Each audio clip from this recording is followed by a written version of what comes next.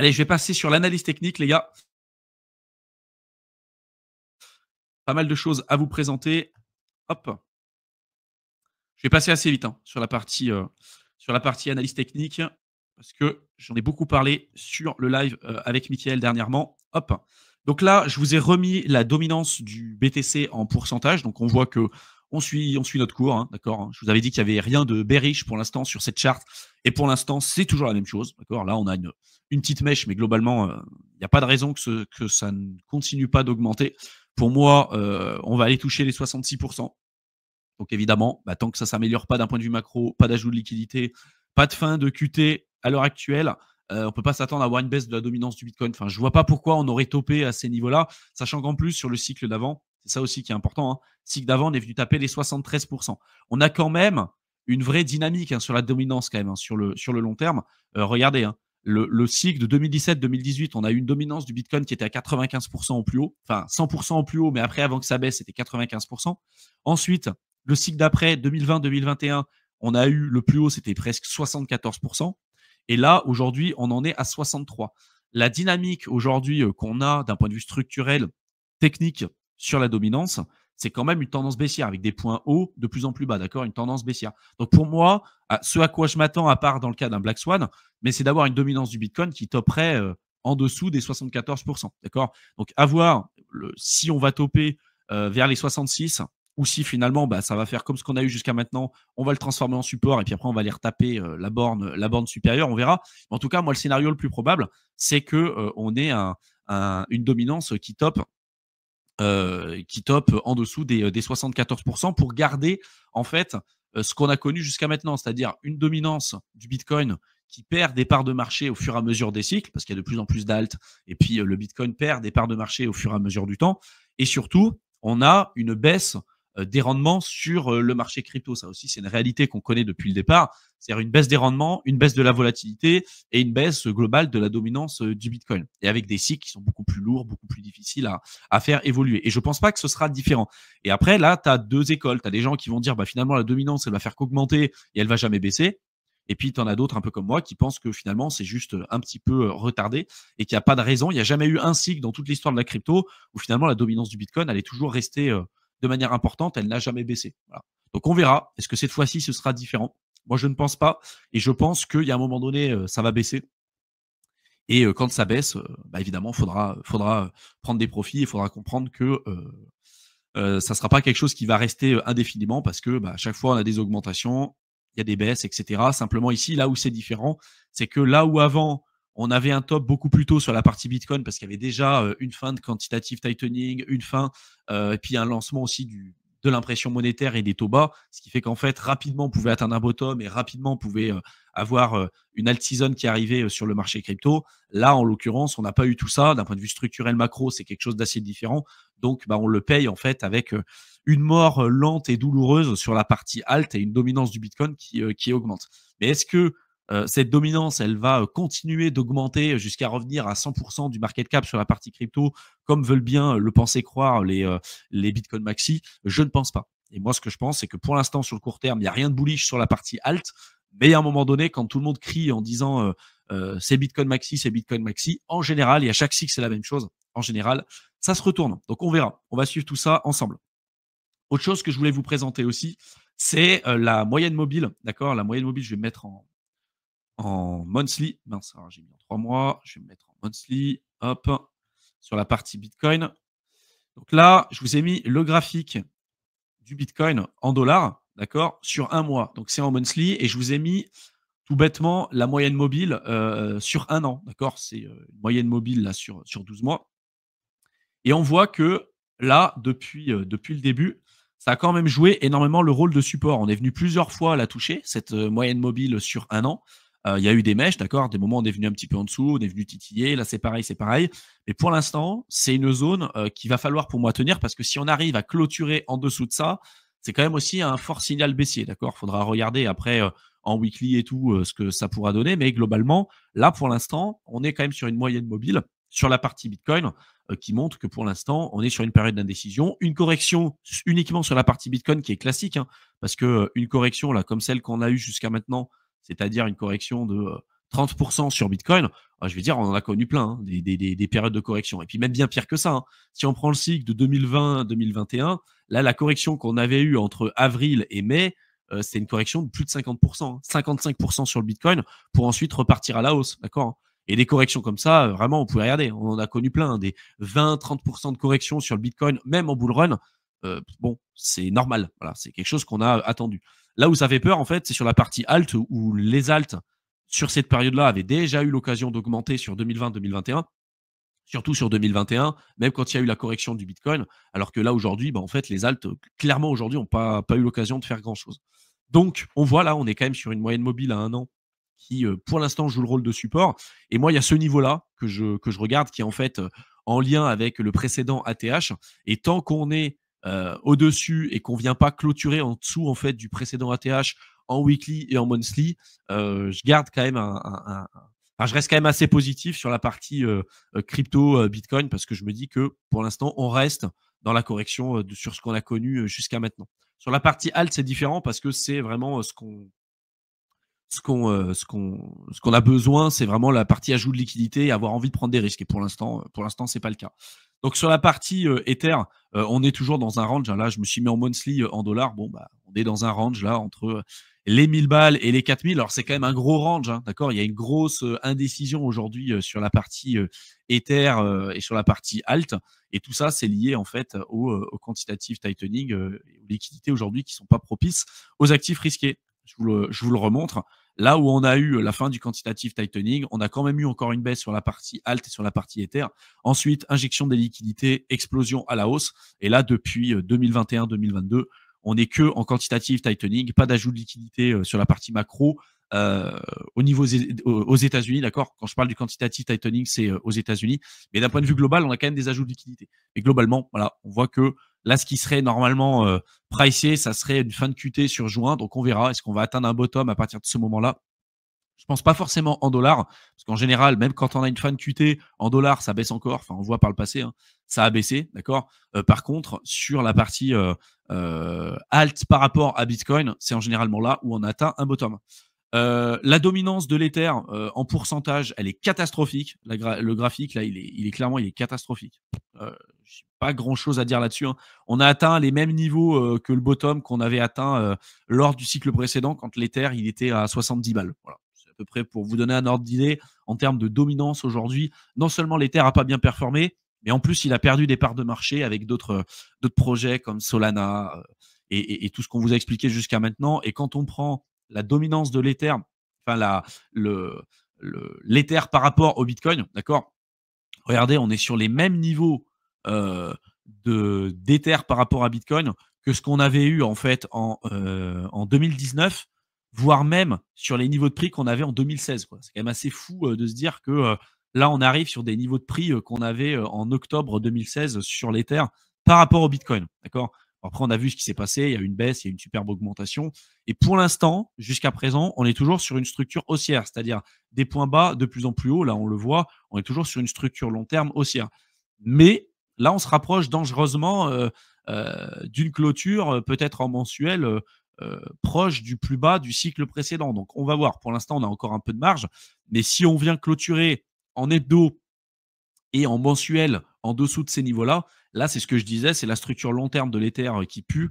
Et là, peut-être que si on arrive sur ces niveaux-là, c'est peut-être qu'à partir de ce moment-là où on aura une intervention de la Fed, non pas pour sauver l'Ether, mais tout simplement parce que ça voudra dire qu'il y a un gros souci sur les actifs risqués, parce que c'est en lien aussi avec ce qui se passe d'un point de vue macro et puis sur les entreprises aussi, hein, globalement. Et que si on atteint des niveaux aussi catastrophiques, c'est quand peut-être que dans la partie macro, il y aura des choses qui se sont brisées, des soucis au niveau des banques, des soucis au niveau des entreprises, et que là, il y aura eu une intervention de la Fed pour je sais pas, racheter les bons du Trésor américain, pour réimprimer de l'argent, pour baisser les taux, etc., etc. Et qui, du coup, par proxy, serait favorable aux actifs risqués. D'accord. Mais ça, si on a une intervention de la Fed, évidemment, ce ne sera pas pour sauver la partie crypto. Et en soi, ils en ont clairement rien à secouer. Donc, à suivre. Ça, je vous l'avais déjà montré, hein, la partie Other par rapport à Bitcoin en monthly. Donc, je vais vous remettre cette partie-là. On voit que le bottom ici avait été atteint à partir du moment où on a eu la fin du QT. On a atteint le bottom des alts par rapport à Bitcoin. et ensuite, on est reparti en tendance haussière. Là, pour l'instant, tant qu'on n'a pas atteint la fin du QT, je vois pas pourquoi on s'attendrait à un bottom sur la partie alt Bitcoin. Et je vous ai tracé les différents niveaux. Donc en monthly, on voit pas trop bien. Je vais me remettre en weekly. Hop, je vais dézoomer un peu. Je vais enlever ça. Tac. On va revenir ici. Tac. Pour vous montrer les différents niveaux que j'observe aujourd'hui. Voilà, c'est ceci. Voilà. C'est-à-dire que là, on a quand même un niveau et une zone de support normalement qui pourrait être intéressante. Après, si ça ne tient pas, il y a celle-ci. Si ça ne tient pas, c'est celle-là.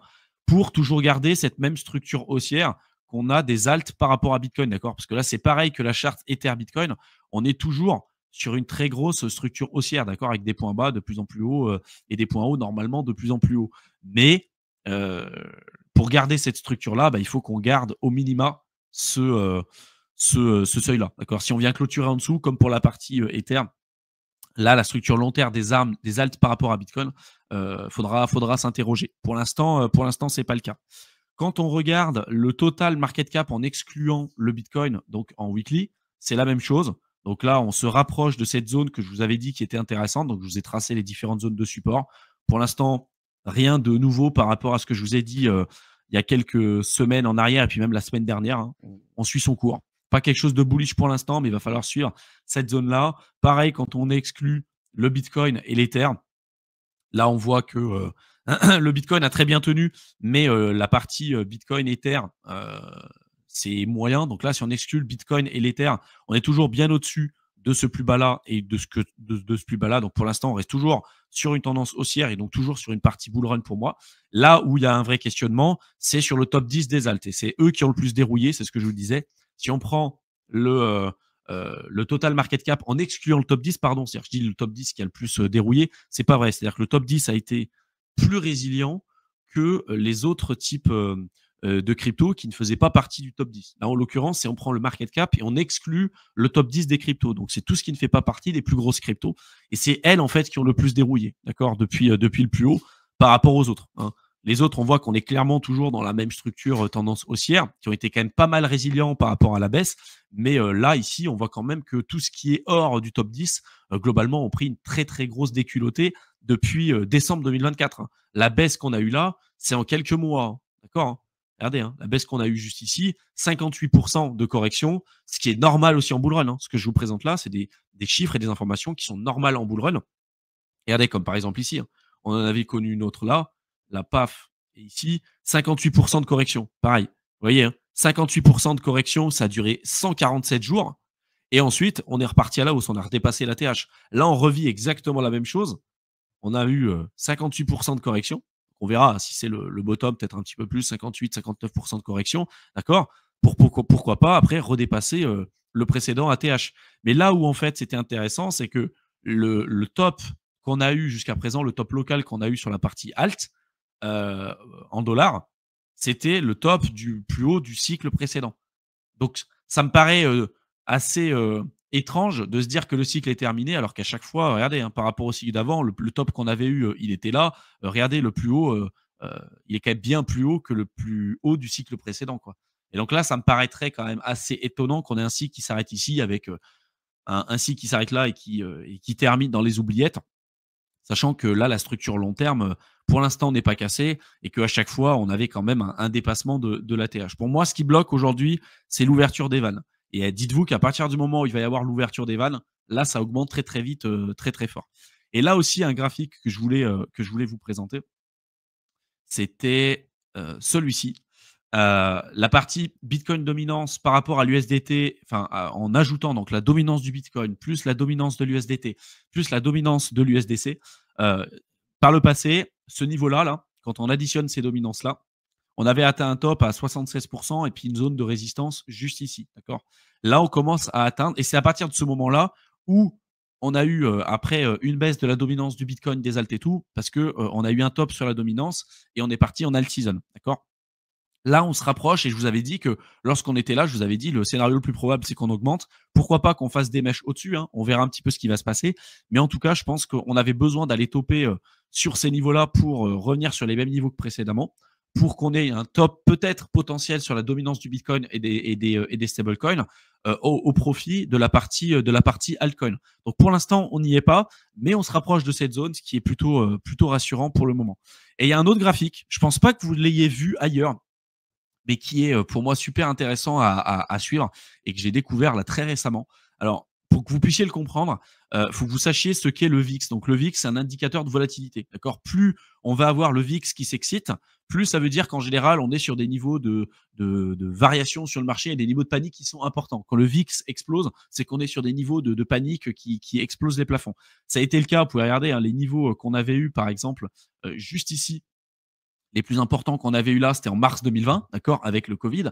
Et là, c'est avec les tarifs de Trump. On en avait eu un autre ici en août 2024. Alors, moi, je crois que c'était les débuts du tarif de Trump. Et puis là, c'est pareil toujours à l'heure actuelle. Donc, en fait, on voit que dès que le VIX s'accélère ou s'emballe, c'est que très souvent qu'il y a des incertitudes et des moments où sur le marché, on va s'interroger.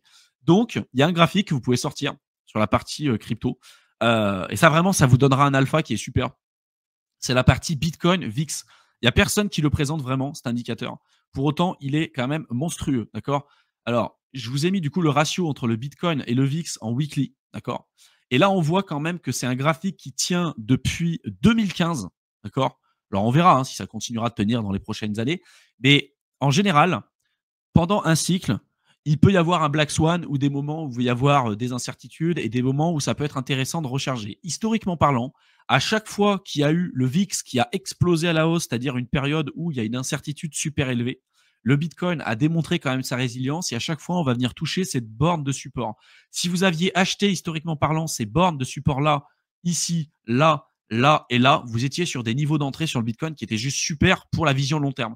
Et là, regardez où est-ce qu'on est aujourd'hui, on verra si ça va tenir, mais on est venu toucher de nouveau cette borne. Donc historiquement parlant, on est quand même sur une zone qui a tenu depuis 2015 avec un triangle de compression depuis le début. Donc, on verra. Pour moi, le scénario le plus probable, c'est peut-être pas qu'on ait atteint le bottom, mais qu'en tout cas, que ça soit des bons niveaux pour acheter et accumuler sur le long terme. Là, quand même, sur un graphique comme ça offre une nouvelle perspective. Donc, c'est un petit opium là que je vous donne et qu'on sera amené à suivre. Mais globalement, regardez, si vous aviez acheté ici, en fait, c'était le plus bas de mars 2020 avec le Covid. Vous aviez fait après ensuite des super belles perfs parce que très souvent, quand vous atteignez en fait un bottom ici, c'est qu'on est sur un niveau irrationnel sur le marché qui est super important. C'est que les gens en fait ont plus de présence d'esprit pour réfléchir. Ils se disent allez c'est bon, c'est la fin. Là, il y a tout ce qui se passe en macro, c'est pas intéressant. Je me sépare de tous mes actifs risqués, ça vaut pas le coup. Et très souvent, c'est à partir de ce moment-là qu'on atteint un bottom et qu'on repart à la hausse. C'est pas forcément immédiat. Regardez, mars 2020, c'est pas tout de suite qu'il y a eu une évolution à la hausse sur la partie Bitcoin. Là, c'est le graphique Bitcoin par rapport au VIX, d'accord? C'est pas par rapport au dollar. Mais en tout cas, historiquement parlant, si vous aviez acheté ces niveaux-là, ici, ici, ici et ici, vous étiez quand même sur des points super intéressants pour accumuler du Bitcoin sur le long terme. Et très souvent, quand vous étiez sur ces niveaux-là, c'était souvent synonyme par le passé. Vous pouvez réanalyser les cycles. Absolument pas sur une fin de cycle d'ailleurs. À chaque fois qu'on avait atteint ces niveaux-là, c'était une correction, un black swan, un truc d'un point de vue macro qui faisait peur. Je crois que là, c'était le ban du minage en Chine. Là, c'était le Covid. Là, c'était les tarifs de Trump. Enfin, voilà. Et la plupart du temps, et à chaque fois, le Bitcoin suit son cours, redépasse son ATH et la partie altcoin et tout aussi suit son cours. Même si sur le court terme, ça pue et on se dit que c'est la fin et tout, sur le long terme, si vous avez une vision qui n'est pas que d'une semaine ou de quelques mois, vous avez vraiment une vision sur le long terme, il n'y a pas de raison de plus paniquer que ça. En tout cas, c'est mon avis par rapport à ça. Pour compléter cette information sur la partie alt et la partie technique, il y a ce graphique que j'ai trouvé super intéressant. Et vous voyez que donc en rouge, c'est le quantitative tightening, en bleu, c'est quantitative easing. Ensuite, en orange, c'est time frame between, donc le temps entre le QT et le QE. En violet, la fin projetée du quantitative tightening. Et puis, octobre 2025, c'est si jamais on reste sur des cycles de 4 ans, où est-ce qu'on se situerait d'un point de vue graphique. Et donc, ce qu'on remarque, et c'est ce que je vous dis depuis un certain temps aussi sur cette chaîne YouTube, c'est que l'histoire nous a montré que la dominance du Bitcoin adore le quantitative tightening, que le Bitcoin et les alts n'aiment pas les zones entre le quantitative tightening et le quantitative easing, d'accord, la zone en orange, et que si le quantitative continue à travers le Q2, donc à travers le deuxième trimestre de cette année, ça va pas laisser de place super importante pour une fameuse alt-season. Et c'est ce que je vous dis, hein. Tant qu'on n'a pas d'ajout de liquidité, fin du quantitative, tightening, etc. Et si on reste toujours sur ce niveau-là, il n'y a pas de raison de penser que sur la partie alt, ça va s'accélérer. D'accord. Donc attention à ce que vous voyez en ce moment sur la partie Trump. Je vais en parler tout à l'heure, mais quand on a des news avec Trump qui va vous dire c'est bon, on met une pause sur la partie tarifaire sur les alts, pas sur les alts, sur la partie douanier. Évidemment qu'il y a rien d'exceptionnel. Mais ce graphique, voilà, ça vous montre quand même un petit peu ce qui se passe là. QT, QE, et que dans les périodes là en orange, en général, c'est pas top pour la partie alt, et que c'est pas parce que vous aviez même en QT des périodes où les alts ont bien performé, comme là par exemple la remarque qui a été faite, c'est de dire que finalement en Q3 2023 et Q1 2024, même les alts ont bien performé sur une période de QT. Donc lui, il te dit le QT n'a pas vraiment d'impact sur les alts, c'est juste pump fun en l'occurrence. Et lui, il répond, et moi je suis d'accord avec lui, que les alts, ils peuvent pumper en QT, mais par contre, ils vont sous-performer globalement le Bitcoin en quantitative tightening. C'est ça que ça veut dire. C'est pour ça que vous avez une dominance du Bitcoin qui augmente. D'accord. Et on le voit. Hein. Regardez, quantitative tightening, vous avez l'Ether qui augmente un petit peu, mais globalement, vraiment pas grand-chose par rapport au Bitcoin. Et vous avez la dominance du Bitcoin qui explose à la hausse. Par contre, quand on est en QE, quand on a vraiment la fin du QT et quand on est en QE, bah là, la dominance du Bitcoin, elle baisse. L'Ether augmente fortement et le Bitcoin aussi en profite aussi a priori. Mais vous voyez, c'est comme ça en fait qu'il faut voir les choses. Donc super important de prendre ça en compte.